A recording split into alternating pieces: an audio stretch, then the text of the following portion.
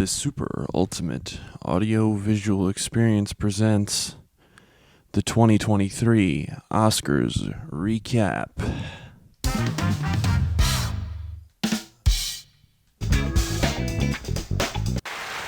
Oh, there it is, folks. What a day. You're far too kind. What a day it is. Snowing. Here I am in my room, and you're still clapping. I appreciate it. Great to be doing this as promised. Sean is on the road this week, so I thought I'd, talk to you guys. Yeah, the Oscars were on Sunday, and I watched them. Unfortunately, look, we talk about it. I'm a movie guy, but I don't know, man. This is the year of positivity and happiness in movies, and I don't know.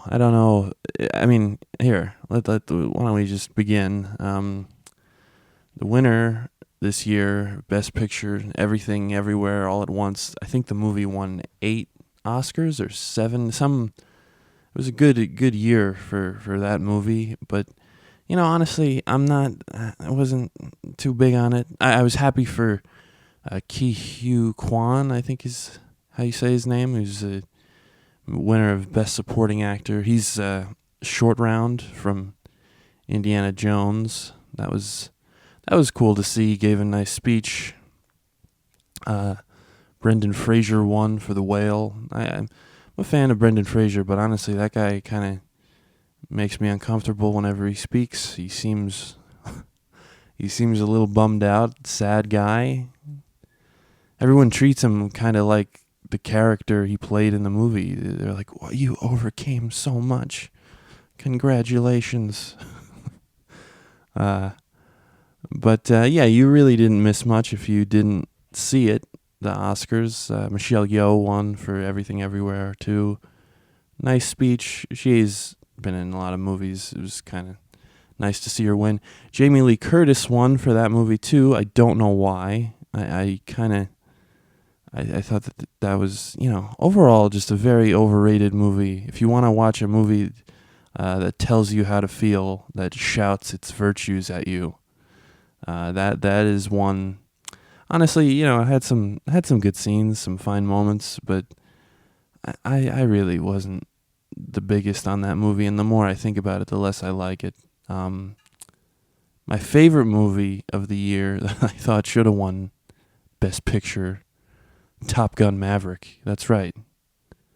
If you don't like Tom Cruise, you're kind of lame, I think. Yeah, I'm sorry, you are. I know he's weird, but every movie he makes, I'm gonna go see.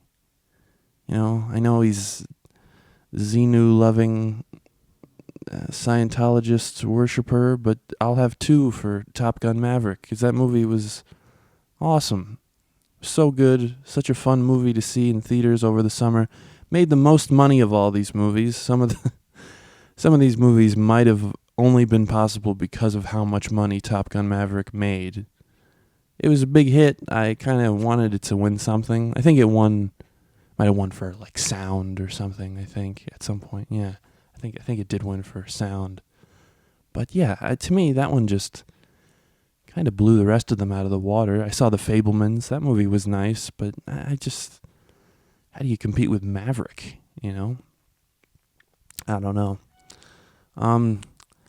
Yeah, I mean, this is an Oscars recap, but what I really wanted to do, I have a shelf of movies right here that I'm looking at. I wanted to, go through these movies and maybe recommend to you guys some things that weren't nominated for Oscars or are, a couple decades old, but better than all these movies. This was not people. I think a lot of people said that this was a good year for movies, but I don't know, man. The Tar and Fabelmans and what were some others? Yeah, just kind of shrug. We're All Quiet on the Western Front won a lot. I haven't seen that. I haven't seen The Whale either. But I don't know that I ever will. I don't have any interest in a lot of these. I'm looking at my shelf right now. One movie I see, one of my favorites from the 70s, directed by Michael Cimino, It's Thunderbolt and Lightfoot. If you ever heard of it, it's Clint Eastwood, Jeff Bridges in one of his early roles. Who doesn't love Jeff Bridges? It's just a great buddy crime, kind of buddy comedy with some crime interspersed. Two guys robbing a bank at the end. But it's really about how Clint Eastwood's kind of this hardened criminal. It's one of the few movies where he kind of feels like a laid back guy. He's not kind of, I don't know. Clint Eastwood has that persona, but Thunderbolt and Lightfoot, he kind of loosens up because of how great Jeff Bridges is in this movie. If you want to see this movie for one thing, it's Jeff Bridges. It's one of the early, I think it might have been 1974, this movie. It's really a great road buddy comedy with some action. Michael Cimino, the director, went on to do The Deer Hunter, which is a big, I also have that here, one of the big Oscar, I believe it was Best Picture winner. It's a great movie too, but different kind of movie. Michael Cimino, I have a book about him here as well. Great unsung director, made a few movies, maybe most known for a movie called Heaven's Gate that was a big bomb, sort of marked the end of the auteur era in the 70s. But yeah, actually, Thunderbolt and Lightfoot, but also The Deer Hunter. If you haven't seen The Deer Hunter, that's just Christopher Walken. Oh, we're in Vietnam. That's another just masterpiece movie. Some things I've seen lately. I watched a movie, I believe from the late 50s, called Sweet Smell of Success, directed by Alexander McKendrick, starring Burt Lancaster and Tony Curtis. This is a movie about a bunch of sleazeballs in New York City. Sleazebags. Is it sleazebag? Sleazeball? I think it's sleazebag. And it's just me this week, so bear with me as I fumble through. But yeah, Sweet Smell of Success. It's about a guy who's works for a guy who writes a column in New York City that's sort of like a slimy, like sort of the TMZ of its day, just hot stories. And you got all these guys in late 50s New York City. It's so well shot, this movie. It's just about guys trying to find scoops and sort of the characters finding their way as they go. Things develop, but it's an older movie, but it's a pretty terrific movie. I watched a special feature about the director Alexander McKendrick and how he was never really able to follow the success of that movie. It has such good dialogue and, characters who are kind of all bad people, which is something that I think is missing from movies now. Just, movies don't have to say anything. They don't have to tell you anything. You just have to be compelled and feel the scenes as they go, I was so bummed out by this year's winners at the Oscars, just how kind of lame and Oscar predictable it all was, I understand, everything everywhere all at once. Oh, you have to love people. You have to be nice. Of course you do. Of course. The Whale is similar. A guy who kind of tries to get his life together, massively overweight. I'm never gonna watch that movie. I'm never going to. I like movies kind of about bad people who do bad things and there are no consequences. Those are my favorite movies. I like them. I don't know. I just. But anyway, the director of Sweet Smell of Success was never really able to follow up his great movie, and later went on to become a professor, I learned, at a school in California, and was the professor mentor of the director of this other movie I want to talk about, Ford v Ferrari, directed by James Mangold. This is an interesting movie because I'd seen it in theaters when it came out a few years ago, and I remember being like, it was okay, and I watched it over the holidays with my family, and I was blown away by this movie. Matt Damon, Christian Bale. I was so wrong about it the first time around, which is an interesting experience to have with a movie. I love this movie so much. I think it's great. Ford v Ferrari. It's about racing guys trying to perfect cars, and the race Le Mans at the end of the movie, but also Ford v Ferrari, if you will. It's in the title. These two manufacturing companies racing to try to make the best car. And Matt Damon is a kind of a company man who enlists Christian Bale, who's this kind of maverick racer who knows a lot about driving. And it's a great movie. It has funny moments. It's well written. Some excellent scenes where, as my friend Alex put it, you really feel the weight of the cars as they drive. It's just it's an excellently done movie. Feels almost like an old Hollywood movie if you watch it. Like a Paul Newman, Robert Redford movie. Almost feels like that. It's very good. What are some others I can pick off the shelf for you?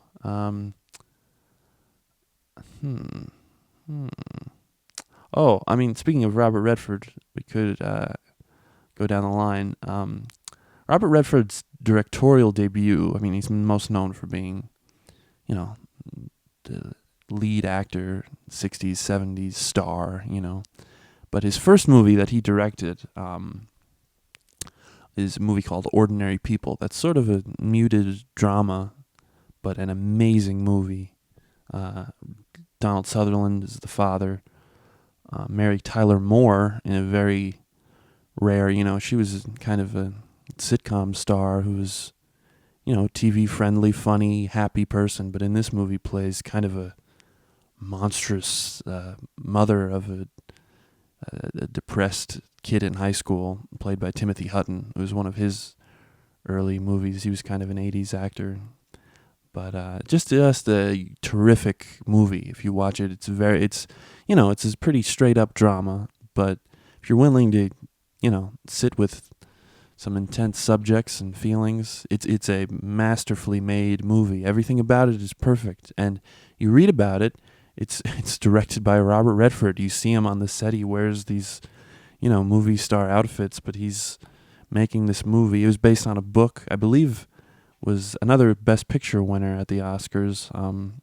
But yeah, just great characters, great scene by scene. I love this movie. I read recently that the same year, I believe, Raging Bull came out, the Scorsese movie.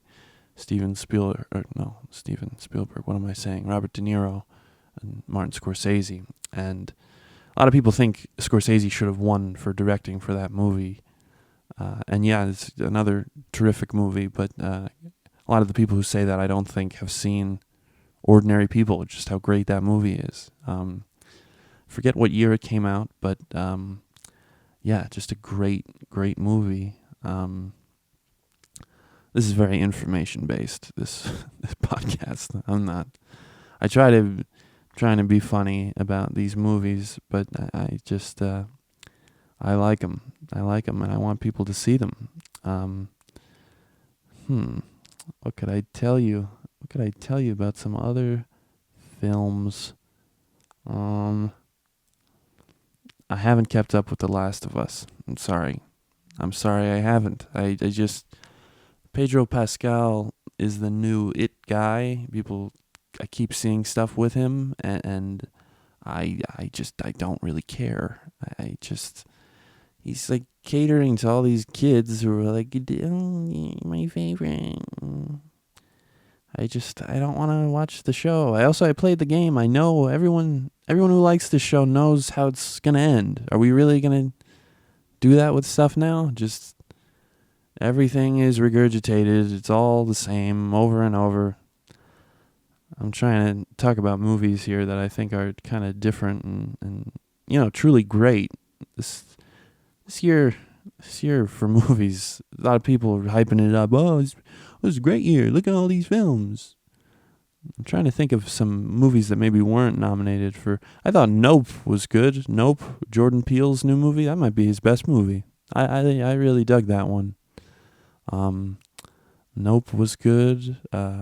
Oh, here's a movie. This was a movie that came out this year that I thought was kind of fun and like not the kind of movie you get lately. Confess Fletch with John Hamm. This is a takeoff of, I mean, there's the Fletch character. Actually, I have that movie here, the original Fletch with Chevy Chase. Great 80s comedy. But this movie was a continuation of it with that character played now by John Hamm. And it's great. I really dug this movie. I thought it was funny. Just a witty little crime movie. You know, murder mystery, trying to solve who did it. Roy Wood Jr., the comedian, was great in it. John Slattery from Mad Men, also with John Hamm. There's a moment there where they kind of hang out again. It was great. It was just a fun, light little movie that maybe not Oscar level, but none of the movies this year I thought were really Oscar level. I don't know. I'm out of touch, man. Recommending you 70s movies. There's nothing really new lately that's really thrilled me. Oh, actually, you know what I will say? My favorite movie of the year might have been Top Gun Maverick, but there's another one that's high on the list, but also kind of the polar opposite of Top Gun Maverick. Very intimate, small movie, Aftersun. If you haven't seen Aftersun, I'd highly recommend that one. Just a great little father-son story, or no, father-daughter story. They go on vacation together, the two characters, and it's just about kind of observing. It really feels like a fly-on-the-wall movie. There are moments where the camera kind of lingers on people at this resort that the characters are staying at, and it's just a really good movie. I saw that at the Angelica Film Center in New York. That's sort of an art house cinema of New York City, and I didn't regret it. I'm so glad I saw that movie, and that I think it was nominated for one Oscar. The lead actor was very good. Lead actor is another new it guy, I think, of Hollywood. A lot of girls like him, and I didn't like it for that reason. I thought it was a good movie, but yeah, a lot of these art house movies. I saw Tar at that theater, Angelica, and I don't know what people are talking about with that movie. A lot of people really like this movie with Cate Blanchett plays a conductor. Some good scenes. Cate Blanchett's obviously she's always pretty great, but yeah, I was not feeling that movie. It kind of felt like I was waiting for it to start the whole time, and then suddenly it was over. I don't know if that's a feeling that was felt by people, but yeah, a lot of movies suck now. A lot of them aren't very good. I do like hearing Spielberg talk in interviews lately. The Fabelmans I enjoyed overall. That was like just a nice, pleasant growing up story. Mostly, I think about him. But he's a guy who's always innovating. You hear these interviews, and he always is talking about, he's looking forward. A lot of old time, built up, famous, successful directors are purists. Christopher Nolan, Tarantino, Paul Thomas Anderson, all these guys aim to try to preserve film, the actual physical film, 70 millimeter, 35. That's what these guys shoot on, and it's totally antiquated and arguably not something anyone really needs to be doing anymore. But they love it. But Spielberg is digital. He's always seemingly taking from new developments that are happening in societies. He talks about AI in one interview I saw, and he's fascinating. I do love Steven Spielberg. I think one of his best movies, in my opinion. We just lost Tom Sizemore, who was tremendous in Saving Private Ryan. That just popped into my head. A great movie. But I love Catch Me If You Can with DiCaprio and Tom Hanks. Actually, that movie begins in New Rochelle, New York, where I'm from. There's the main character in that movie, played by DiCaprio, went to prep school. It's not far from where I'm currently at, in my home, trying to make it out of the hood. This is where I am. But Catch Me If You Can is a really funny, witty movie. Great scenes. Tom Hanks is so funny in that movie. And Spielberg, as of lately, he's made a lot of things that I'm just kind of not really into, not interested in. But The Fabelmans was nice. But, in the last 20 years, I would say Catch Me If You Can is high on the list of his movies. I mean, you got Jaws, you got Close Encounters, E.T. E.T. is... Come on. E.T. is great.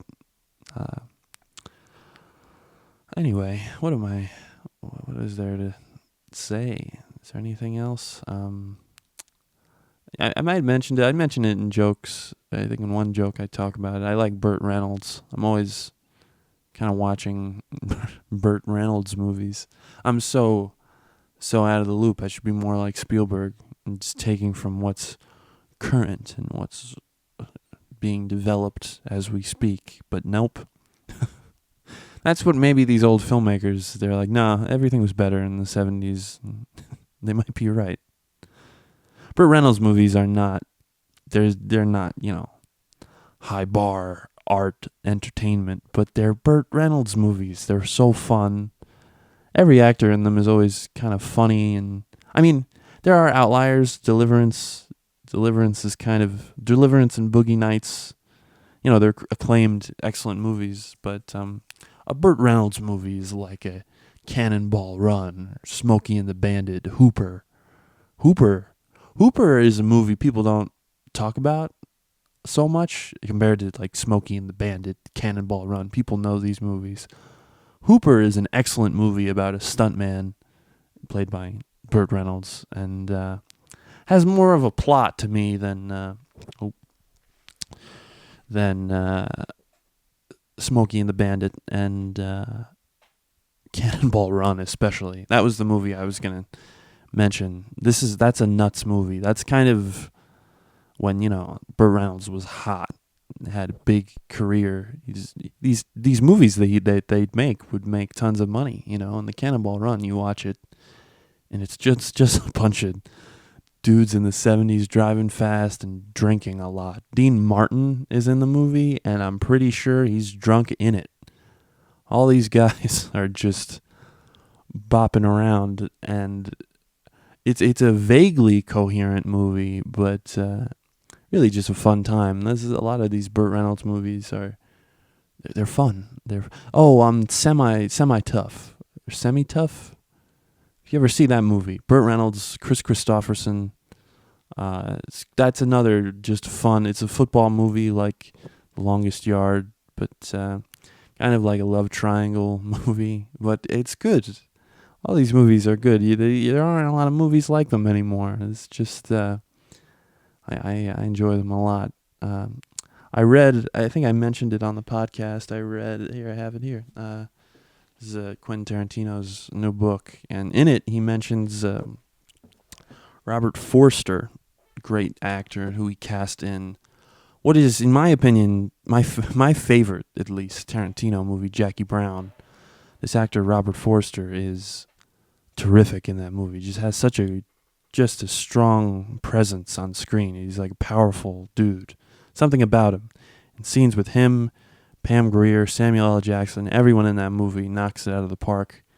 Great dialogue in that movie. Just and subdued. Not like, I know people go nuts for the Tarantino, the violence and the graphic nature. Jackie Brown is like a subdued, I think people call it a hangout movie. And it really is. There's no real violence. Even if it is, it's kind of obscured even in scenes.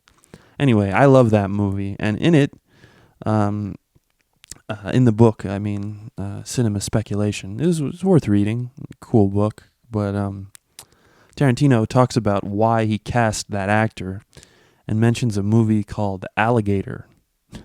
Alligator is essentially a a Jaws spin. At the time of Jaws being a huge hit, there were a lot of movies being made about, creatures tearing people apart in major cities. And Alligator is about a big alligator that comes out of the ground and starts eating people. But anyway, Tarantino mentions that the leads in the movie, I'm forgetting the name of the female lead, but it was her and Robert Forster. And how as a kid he saw that movie and was like, man, that guy has a great presence, and then, never forgot about him. But Hollywood kind of did. He wasn't really a star, and then Tarantino, as he does kind of with other actors, he did it with John Travolta and Pulp Fiction, but he kind of brought him back. And so I read this in the book, and I got a copy of Alligator sitting on my shelf, and you know what? Kind of a good movie. It's no Jaws, but it's very fun, and you can see why he might have, kept that guy in mind for later down the line. So, yeah, Alligator. If you're in the mood for just, dumb. There's a big alligator, and he attacks people.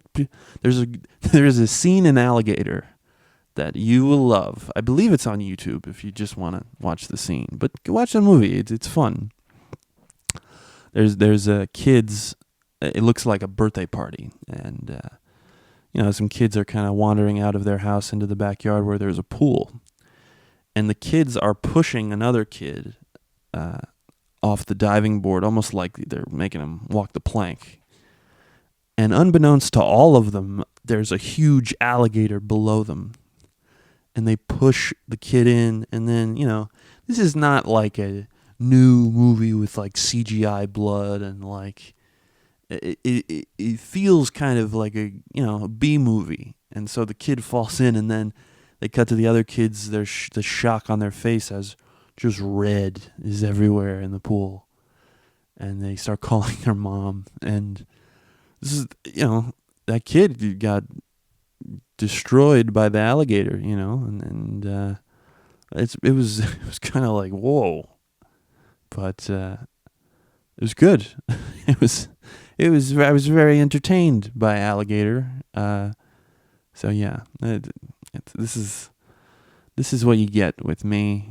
I'm an alternative source. Everyone is talking about, oh, did you watch The Whale? No, I watched Alligator, and it was awesome. I'm trying to think of things I've seen lately. I'm just looking. Yeah, I could talk about Big Night. If you never saw Big Night, Stanley Tucci, Tony Shalhoub play brothers at a New Jersey Italian restaurant, and one of them is sort of the more businessman, and the brother, Tony Shalhoub, is really the cook. And they're promised a night where a celebrity will come to their restaurant and give them a boost, hence the Big Night. Excuse me. Really, simple kind of independent movie. This was from the 90s, but a really great movie about food and love, and trying to. There are a lot of things about business in that movie that if you watch it, I don't know, it not that it resonated, but I was like, oh wow, this is it's a funny movie. You could watch it with people and enjoy it, but there's a lot of power in this movie that I don't think a lot of these. I think Stanley Tucci wrote and co-directed this movie with another actor, and I will always respect them for what they were able to do with it. It's really a great little movie that, I don't know, people might mention it sometimes, talk about it. Stanley Tucci is certainly, present, working in lots of movies, but it's just great movie. I don't know, what are we at here, folks? How we liking the? Oh, guys, really, you shouldn't have. We're at 30 minutes. 30 minutes. Do I do more? Oh. As the snow falls, I'll just keep on, gang. All right.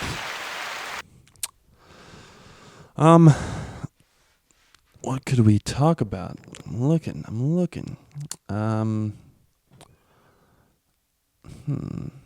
The Dead Zone. Ever see The Dead Zone? Christopher Walken, David Cronenberg movie about a guy who there are some great Walken moments in this movie that you should really be privy to. I would highly recommend this movie. First of all, it's well done.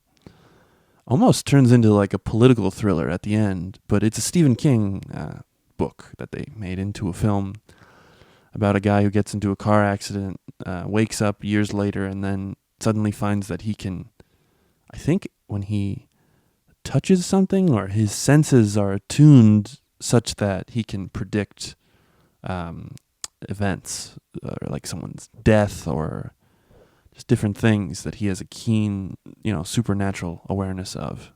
And who better to play someone like that than Christopher Walken? Just one of the strangest people that there is. Walken, he's great. He's great in the movie. A few lines of dialogue that I just remember solely based on the way he says them. Like he sees his ex-girlfriend, soon-to-be wife, after years of being in a coma, and she has like moved on with her life. And she's like, "Oh, it's so great to see you. You look fit. How have you stayed in such good shape?" And Christopher Walken just goes, "Coma diet. Any other actor would have said it. I'm on a coma diet. Not Christopher Walken. He comes in hot. Coma diet." I love that moment. I always think of it now. It will never leave my mind. There's another scene, a great scene where he, I believe he starts tutoring a young kid in his neighborhood after being in a coma for years, and the kid is going to a hockey game, and Christopher Walken is trying to convince the kid's father that the ice is gonna break and that these kids will die because he's seen it in his head. And the ice is gonna break. It's great scene, but only Christopher Walken could do what he does in these movies. I'm thinking of, first of all, Dead Zone. You should watch it. It's really one of the great. David Cronenberg is, a horror movie name, but I think The Dead Zone was one of my favorites by him. So Dead Zone, and then there's a movie from the 90s with Walken, sort of as he's re-entering the zeitgeist. I don't think this was Pulp Fiction or True Romance quite yet, but a few years prior to those movies, which kind of launched him back into like the comedy zone, even though those movies are pretty brutal. But Christopher Walken did a movie called King of New York, written and directed, I believe, by Abel Ferrara. It's sort of like a New York figure, kind of an odd dude, but has made some great movies. Christopher Walken plays the drug kind of kingpin whose movie begins, he's released from prison back into the world, talking to, back in the scene with these criminal friends, one of whom, Lawrence Fishburne, who really a totally underrated actor in so many movies. He's in so many movies, and he's great in all of them.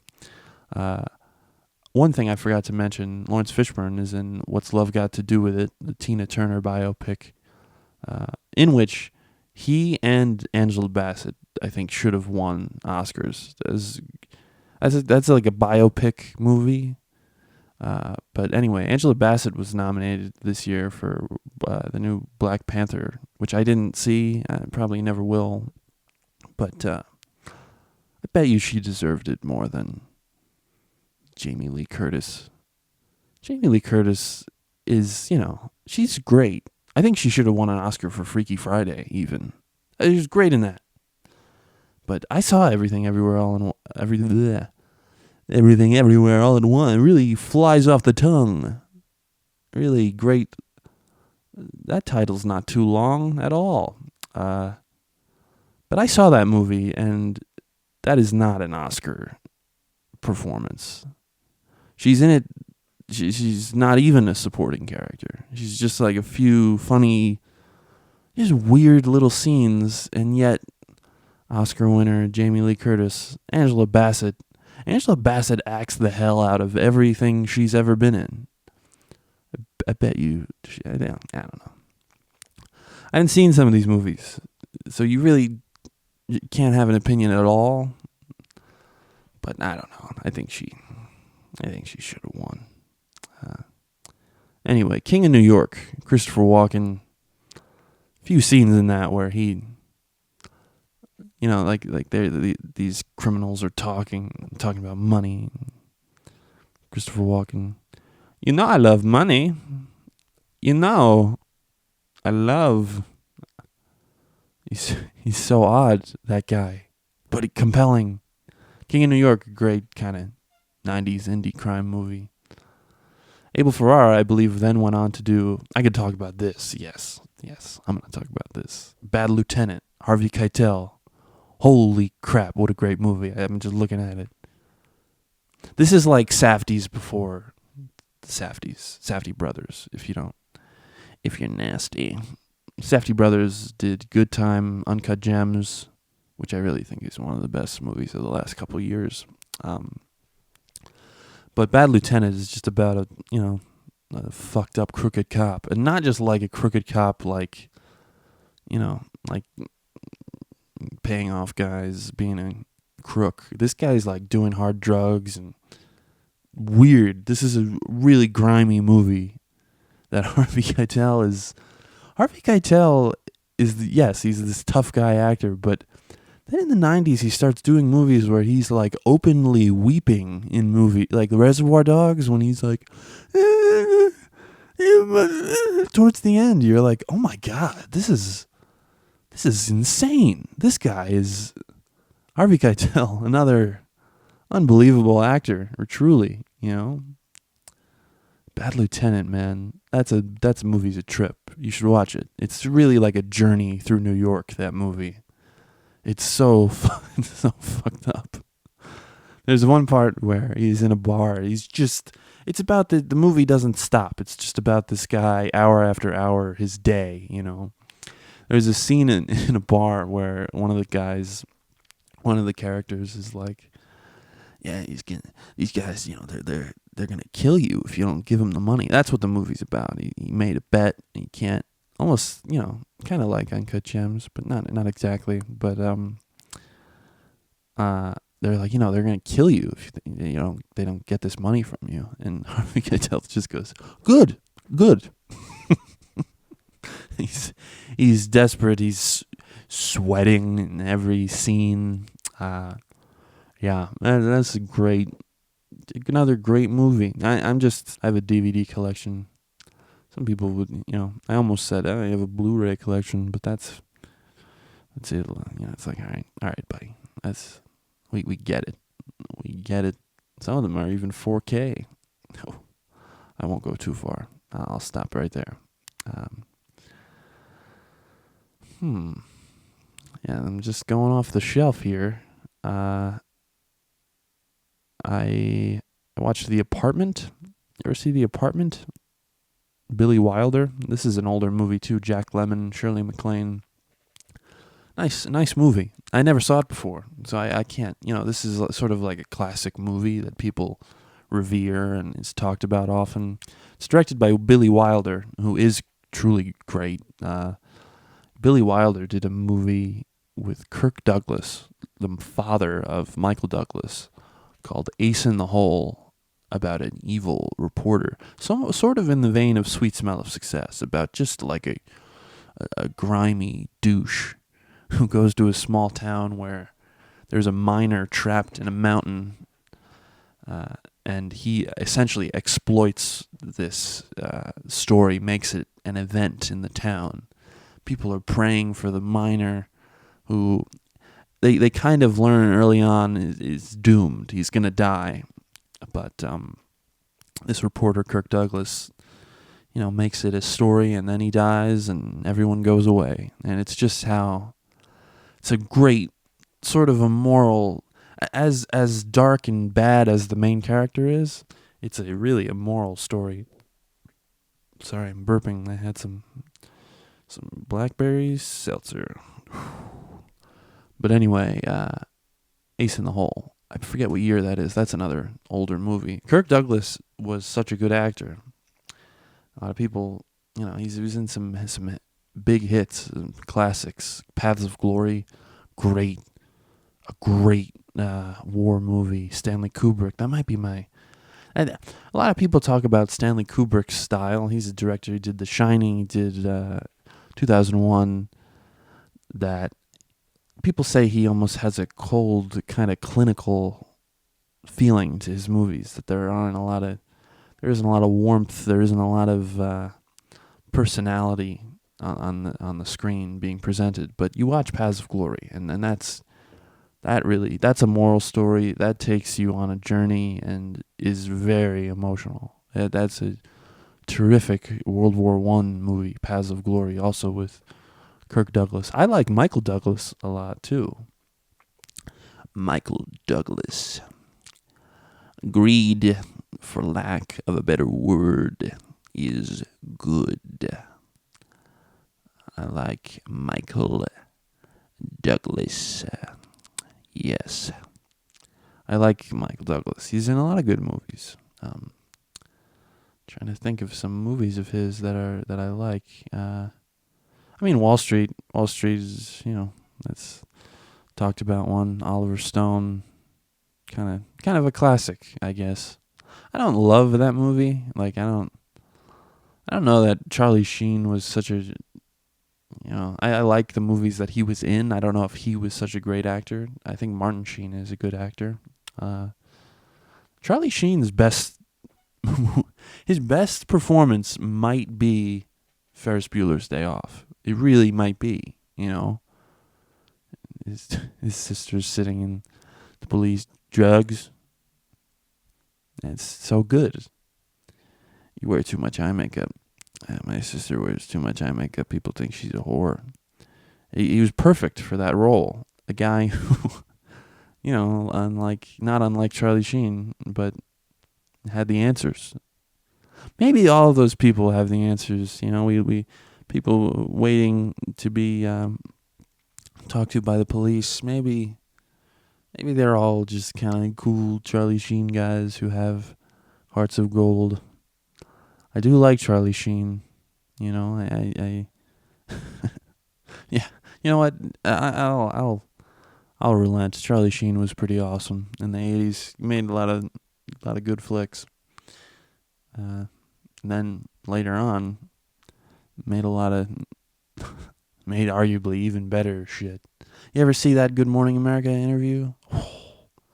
Fresh off the heels of leaving 2.5 Men. I don't use. I never used before. I use a blender. I use a refrigerator. People were worried that they were going to die at these parties you'd have. What's that got to do with me? Sorry you didn't read the handbook before you did the drugs. He's batting 1,000 in that in that Good Morning America. I know people talk about Tiger Blood and it's old hat. It's been done, been talked about, but God, you watch it now. It's pretty awesome, pretty tremendous stuff. The run I was on made Jagger, Richards, Sinatra, made them all look like droopy-eyed, armless children. and the reporter is disgusted by... He's just rattling off these like Hunter S. Thompson... Nah, man. Nobody ever says, just try it. The Nike slogan isn't just try it. Just fucking do it, man. Do it. Charlie Sheen. I'd like to see him in a movie again. I know he's maybe kind of out of the game, but God, he might have been on drugs during that, but God, he had charisma. He's got so much. He's got to spark, that guy. 45 minutes, not bad, right? Not bad. I think we're doing it. I mentioned it on the podcast once. I really like the movie Licorice Pizza. I know people were like, but there's an underage relationship happening in the movie. There's an underage relationship happening in the movie. I don't know. I'm just exhausted by all these people wanting these things to be. What do you want? What do you want them to be? It wasn't enough? It wasn't just like a fun little excursion in the 70s? So what? They love each other. Maybe it's just young love, and maybe they don't love each other. Maybe it was just like a feeling. It's just a fun.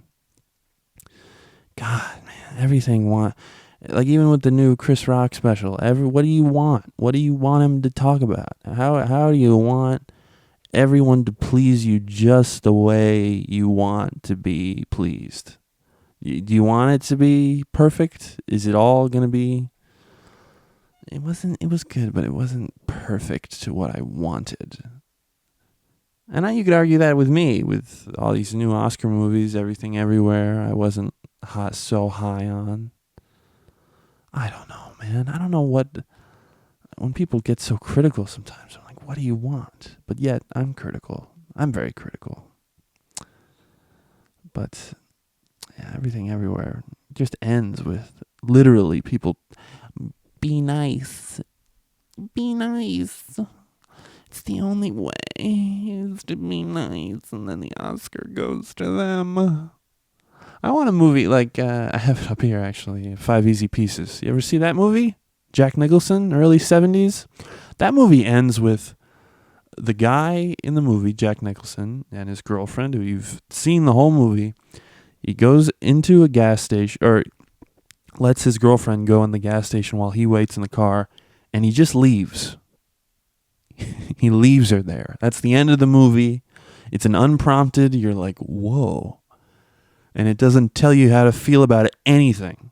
It's just over. I want movies like that, Just powerful, like, huh?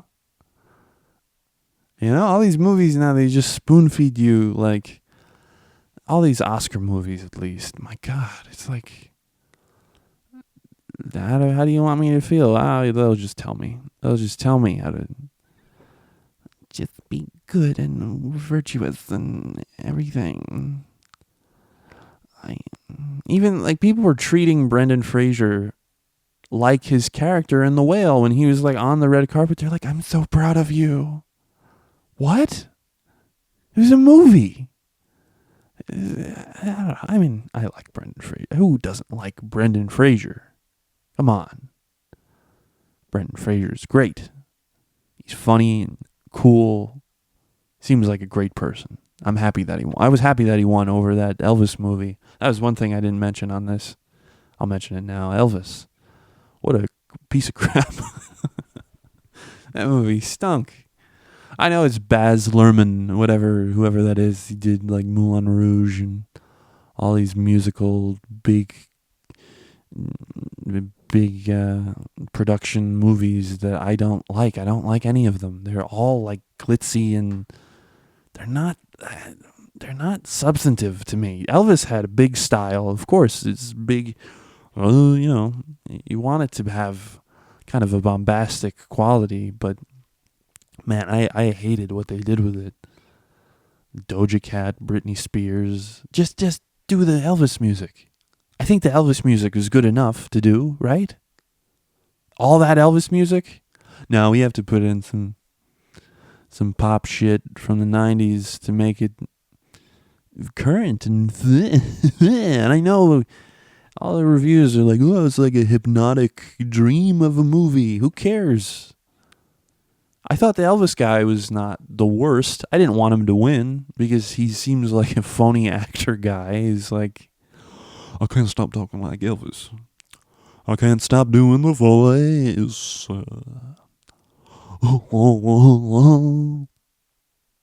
Cut it out, dude. Please cut it out. Tom Hanks was in Elvis. He was terrible. I thought he was so bad in that movie, but this is a big hit, big favorite in America. I don't know, man. I don't know. I think with TikTok, social media, it doesn't help. I mean, obviously it helps a movie when the lead actor is like a hot young dude, but when you look at what people like, I think that's part of the things that make it worse, That movie stunk.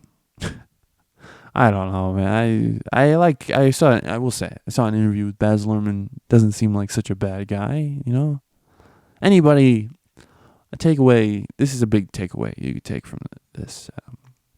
Any person who can make movies at such a high level and be nominated for these awards is amazing. It's all amazing.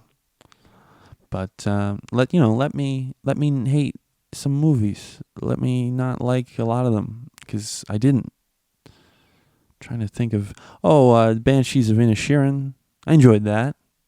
Movie. I didn't love it. I didn't think it was perfect. The first time I saw it, I was kind of like, huh. And I watched it again, and I thought it was, funny. But even still, like that movie, I much preferred Martin McDonagh, who directed it. Great writer and director, has made some great movies. In Bruges, 7 Psychopaths, 3 Billboards. 3 Billboards had some moments, but even that one I kind of didn't feel as much. But watch In Bruges. What a great movie that is. Colin Farrell's so funny in that. So many funny scenes. The way they lampoon Americans in that movie. They're in Belgium. Colin Farrell's looking at a church, and these American tourists come up. One guy, they even have a Yankee cap on. One of the big father, I believe. They're like, "Oh, have you been up? Have you been up the church yet?" And he's like, "No, but I don't think you lot should be going up there." And they're like, "Oh, and why is that?" And Colin Farrell just goes, "'Cause you're a bunch of fucking elephants."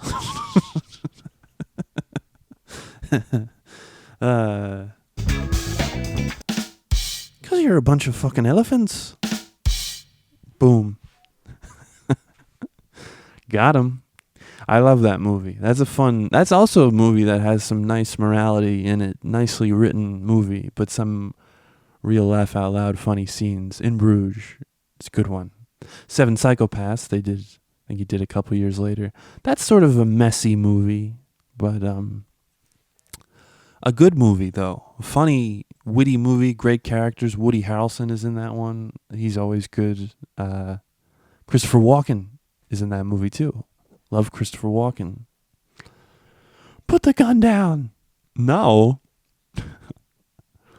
I don't want to. It's just, it's so good. That's a good one. Yeah, Martin McDonagh is great. I liked Banshees, okay. But even still, these Oscar movies this year, I just really didn't feel that strongly for any of them, save for Top Gun Maverick and Aftersun. Those are 2. Those were 2 good ones that I enjoyed. I did see, at the Oscars they have presenters.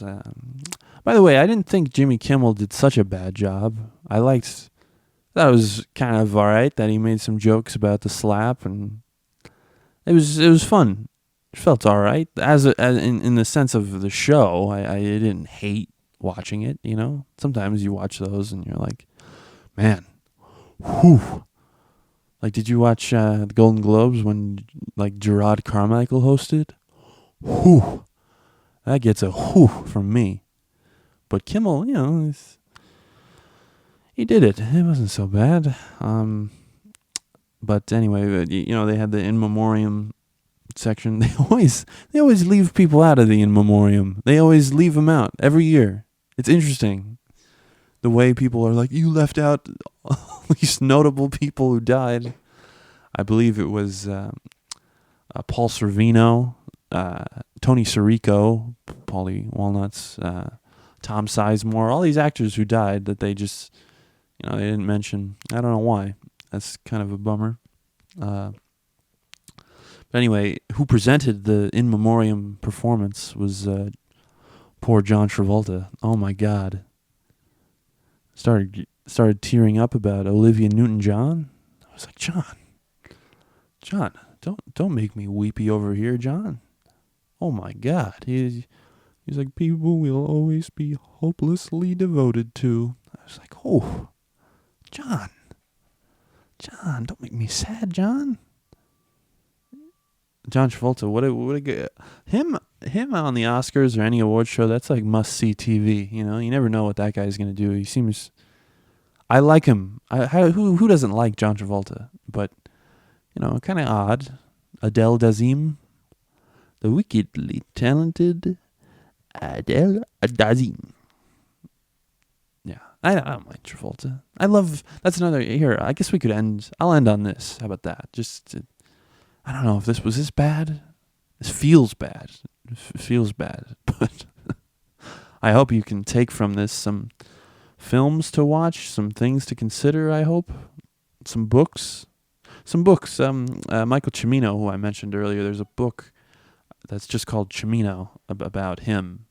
Some interesting personal revelations in that about that director. A very interesting guy. Not a guy who got as much acclaim or work as I thought maybe he should have. He did. He had one decided bomb that was not a hit that kind of derailed his career. But Thunderbolt and Lightfoot, The Deer Hunter, those are some heavy hitter movies. He's an interesting guy. I mean, he kept working, made some films that didn't really perform that well. Weren't like kind of the upper echelon as his early stuff was. There is a movie he did called Year of the Dragon with Mickey Rourke. Not a great movie, but it's interesting. Sort of, it was at the time in the 80s where like Miami Vice was a thing, and kind of a style was. It has a cool style, that movie, some great scenes, but not like an essential movie, but interesting. I don't know. I like that book. I like that guy's story. Anyway, I guess we could I'll end on, as I was saying earlier, I'll end on John Travolta. Saturday Night Fever is a 10 out of 10. I think a masterpiece movie that, now it kind of gets talked about as like the disco movie. You should be with the Bee Gees and you should be this. Yeah, it is, and it kind of is. But there's a lot of grimy New York City 70s stuff in that movie. One guy in one scene talks about how one of his fingers is his pussy finger, and you're like, whoa. There's a lot of words that are hurled around in that movie that your eyes will widen when you watch that. But it's great. John Travolta is so good in that movie, and that's another movie with a nice story. It really is. It's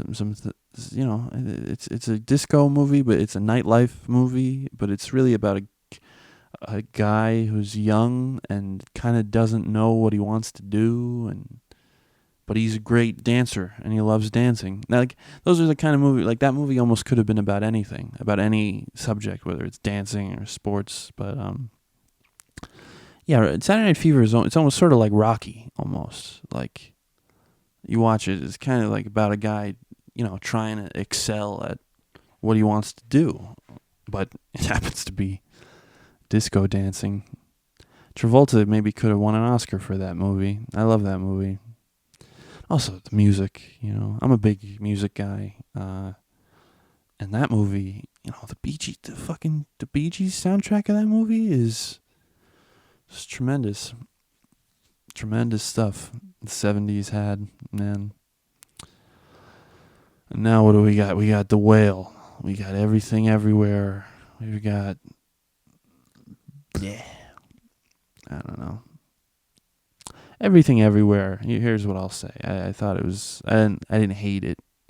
I'm a hater, perhaps, but I didn't hate the movie. I thought it had, at least it had a through line. At least it was somewhat original, but I didn't buy some of what it was selling. Some, maybe, what could we... I am looking forward to new Indiana Jones. Harrison Ford, he's still doing it. It's kind of cool. I like Harrison Ford a lot. He's in a lot of bangers. Witness? Ever see Witness? It's pretty good. Plays a cop in Philadelphia who has to protect a boy who witnessed a murder. The boy's Amish, so he has to go to Amish country, and it's just kind of a fish out of water, really well made, nicely done movie. Very well shot, well directed, well conveyed themes in that movie. But it also is Harrison Ford. It's an '80s kind of action, kind of some great stuff. Danny Glover is the villain of that movie. He's so good in it, very menacing. There's a great scene towards the end where Harrison Ford uses the wheat and the fields of this kind of remote Amish country to evade the guy trying to kill him. It's great stuff. Great filmmaking.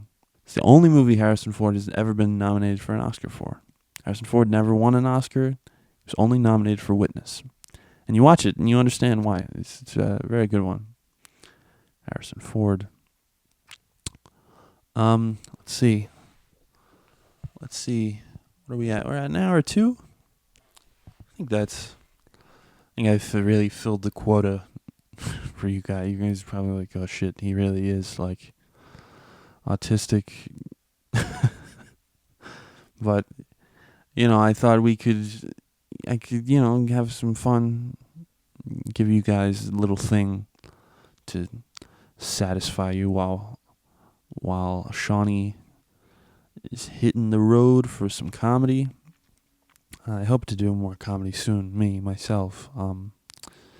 But yeah, this has been the 2023 Oscars recap show spectacular,